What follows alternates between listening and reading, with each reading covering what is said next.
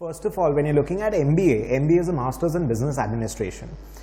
We have to also understand that 80% plus demography in the B school is going to be from non-commerce background, from engineering and other backgrounds.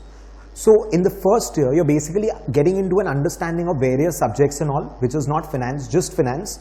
There are different aspects you're understanding. It is business administration and not finance.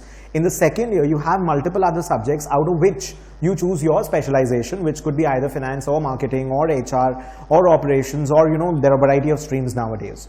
So first of all, we need to understand that MBA is not a course on finance, MBA is a course on business administration, and you can choose your specialization in the second year. So looking at that, if you want to specialize in finance, so we are here to discuss the reasons why one should or should not take up a specialization in finance, should further study, take up one of the courses in finance, CFA, FRM being the most coveted designations across the globe in finance. Like for example, in CFA, you've got derivatives, alternate investments, corporate finance, equity valuation, bond valuation, financial reporting analysis, economics, quants, and I'm forgetting a couple of more, fixed income valuation, and maybe a portfolio management. So when I'm looking at all these subjects, you will not get to specialize and study each of these subjects in the way in the 3 levels CFA is covering, or risk management, derivatives, fixed income, portfolio, quants, etc., the way it is studied in financial risk management, FRM. So if you want to specialize, if you want to get that level of knowledge, that depth of knowledge, you'll have to look at the specialization part. That is one.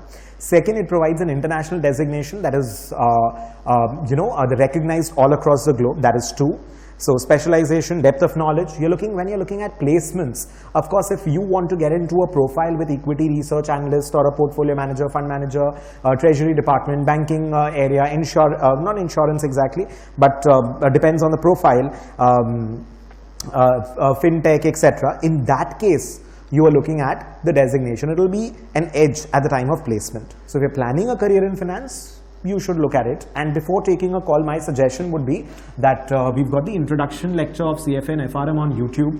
So I've discussed the syllabus in a very detailed manner, the exam and the preparation required, and the scope of the same. So it is better if you take an informed decision. So watch this, understand, see if you're liking the syllabus, see if you want to make a career in the same area, and then take a call. So take an informed decision before you put in that kind of money, that kind of effort, and before giving so much of your energy into it. So I sincerely suggest students to